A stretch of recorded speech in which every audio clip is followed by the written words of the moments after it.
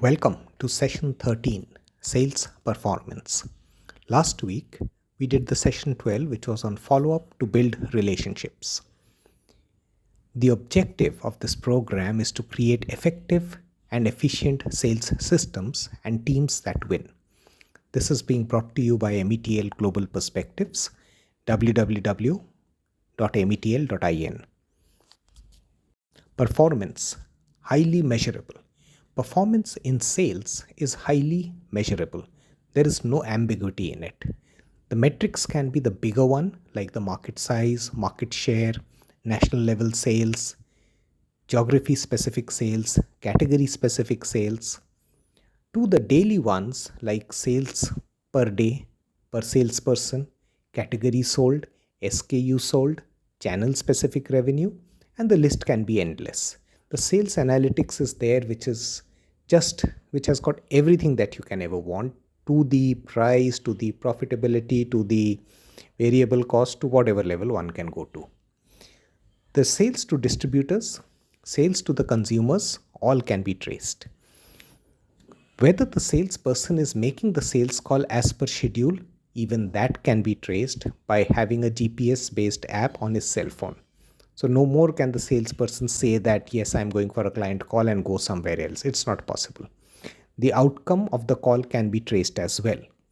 There are apps which will say that after the call, rate, what happened, advance, or is it a continuation? You can do that too. Performance at territory level, salesperson, distributor specific, category specific, and retail store level can all be traced. So one thing is that there is no bit of sales which is untraceable. Unlike certain other functions like strategy or HR or operations, where certain elements, what is happening in the process deep down, are untraceable, the outcome perhaps is traceable. In sales, you can trace the in-process variables, you can trace the outcome as well. 5 enablers to performance. However, good sales organization focus on the enablers that ultimately drive and deliver the performance. They realize that sales outcome is a result of the right enablers being in place. There are 5 crucial enablers for sales performance: product knowledge, salesperson motivation, customer, consumer, competitor, market understanding, market coverage plan, strategy, and quick decision making. After all, performance is an outcome of planning and preparation and quick response to the dynamic situations which keep unfolding in the marketplace. Very many times you will see product-based knowledge being tested. But more than the product knowledge, what is more important is to see how the salesperson can apply that knowledge to the situation that the client is facing. So while the product knowledge, since it's easy to test, people test, it really is just one small little measure. Any salesperson or any smart person will know adequately well about the product. What is more important are these things combined together, put together. How does this whole thing work? Product knowledge.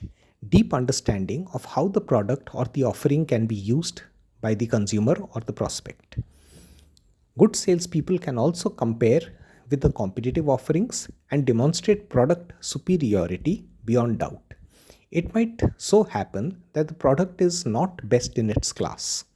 In such an instance, the salesperson has to identify the right audience segment driven by the competitive advantage and then go and make the pitch. Now, if I make a product pitch at a wrong place, then in any case the sales won't happen. So one of the very crucial aspects of sales is that, as we have covered before, is that knowing your segment, knowing where they are available, and then you are going and pitching there. So it's this whole aspect has to be brought in the perspective of the sales knowledge and the product knowledge part of it. Salesperson motivation. A motivated sales team is a prerequisite for developing long-standing client relationships and generating sales. As salespersons often are shown the door, motivation helps them to carry on. Within the sales team, there is always competition, but it is also important for them to help each other. A clear division of accounts, territories, and coverage area helps in this aspect. Managers who behave as coaches and mentors also help the salesperson handle professional situations well and grow for the future roles. A motivated salesperson is the most fundamental thing that a sales organization must have. If the salesperson's motivation is low due to whatever be the reason, it is important that the manager should figure it out and be able to address it. Without that, the whole sales organization wouldn't be able to perform optimally. Customer, consumer, competitor, market understanding. A good salesperson has an intrinsic knowledge of the customer and consumer requirements. This comes from years of doing the beats, being there in the market, appreciating what has happened, talking to the dealers, distributors, talking to the customers, understanding what customers are seeing and perceiving. It is a lot of intrinsic and such knowledge which is difficult to lay out in front of in a very tangible manner.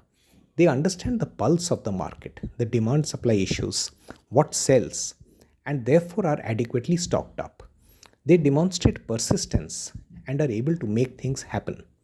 They understand competitive moves and aggressively counter them at the strategic and tactical levels. So it's very important for a sales organization to be responsive to what is happening in the ground level and be able to uh, give a good response at that in a very short time. If they take days or even weeks to respond to an unfolding ground reality, then it becomes very difficult for a salesperson to operate in such a situation. Market coverage plan. All sales territories are not the same. In some, your organization is strong, and in yet other, competitors are strong. The market coverage plan has to be created in a manner that there is equal opportunity for all salespersons. Else, there is a differential weightage for those who have tough territories versus those who have strong territories. A good territory definition and division is crucial to develop teamwork among salespersons. One has to understand that ultimately there is so many distributors, so many retailers, and so many consumers that one can reach out to. And if the market allocation is skewed towards certain salespeople, then that reeks of favoritism. The moment there is these kind of elements coming in into the sales system starts getting corroded. This is like rust which starts forming on the iron. It's a matter of time only after that when this whole thing starts collapsing. So what's very important is that the sales system has to be running very smoothly. The market coverage plan, if I have a team which has a tough territory, to encourage them, I need to give them some leniency on the targets that they can meet. Or I can have different metrics altogether, not really on the sales numbers, but on the numbers of outlets converted. It's very important to have the right matrices to be adopted so that the sales organization can be energized and the salespeople can work in a very diligent manner. Strategy and quick decision making. Market changes rapidly. It is important to gather inputs from the sales team so that the strategy can be formulated based on market considerations and organizational objectives. Quick response to an evolving market situation by the corporate or the sales heads make the sales team feel empowered. However, at the same time, a strategic view is also needed so that nothing is left uncovered or left to chance. New products and solutions provide energy to the sales team and gives them a larger portfolio to sell. It is very important that if a competitor launches a scheme in the market, the salesperson comes to know of it from the distributor or the retailer, and the salesperson immediately needs to counter that scheme launched by the competitor. The corporate office or the sales heads, they can't take weeks to come to an agreement on what should be done. The response has to be quick and then and there. So this is very important in sales, and this quick decision making is the very essence of enabling the sales team. So whenever there is a sales organization, and if such kind of decisions have to be made quickly, ensure that you have a team that is looking at it very closely and gives a response to the salesperson within a matter of few hours. And if that response cannot be given in a matter of few hours, enable your salesperson to make such decisions quickly and see that they are not giving these leeways away very early. So both of these need to be looked at. Lost sales. In every process, there is a measure that indicates the efficiency of the process. While sales performance is measured, the analysis of lost sales is one indicator that helps in constantly improving the process. Lost sales analysis often points to pricing and customer need and solution mismatch vis-a-vis competitor offering. However, there are few other factors to take care that might not be pointed out in an analysis, and that is very important to take care of these. First is favoritism. Was there some sort of favoritism here which has led to the salesperson get demoralized and therefore didn't think through hard enough and just perhaps submitted a proposal? Excessive pressure. Was excessive pressure being placed on the salesperson because of which the salesperson didn't put in the best possible effort there? Lack of mutual respect. Was there some kind of situation going on in the review process or in the interaction where the manager just perhaps got so upset or angry that they crossed the boundaries of respect? And bad governance. Is it that some kind of unfair practice is being adopted by some team members and they are being rewarded, whereas those who are trying to do the right way as per the process definitions, they are not being rewarded?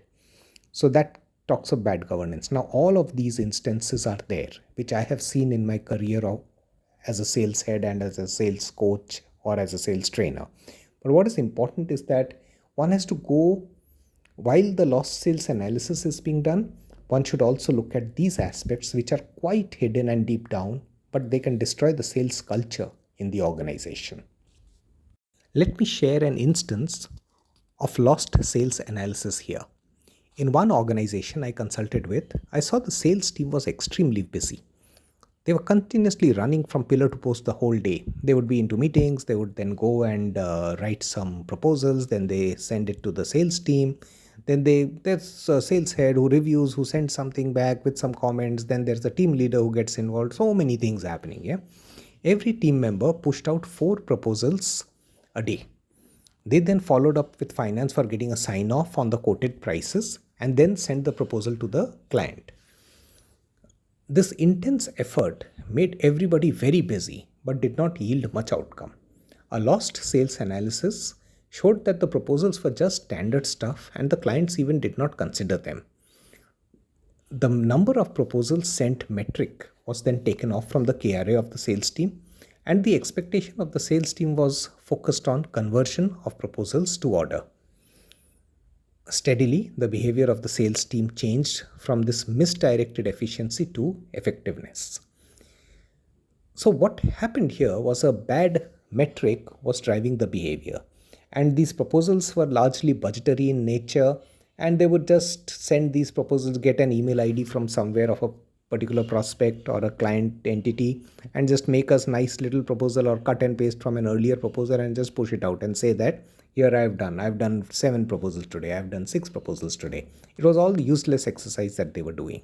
So when you're doing a lost sales analysis, these kind of issues can be trapped, and then the processes can be set right. Understand what you encourage as a KRA will be what the sales team will be doing at the ground level. Sales promotion. Companies use several short-term techniques to improve sales performance.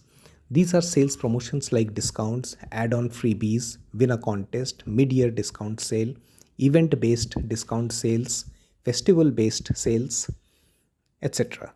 However, these are short-term in nature, and the objective is often to draw attention of the customer or take a share of the wallet of the customer because the customer might have got some bonus at that particular point of time, or fight a competitor or liquidate excess stocks. For the long term, sustained effort on the five enablers that we have talked of to performance need to be focused upon.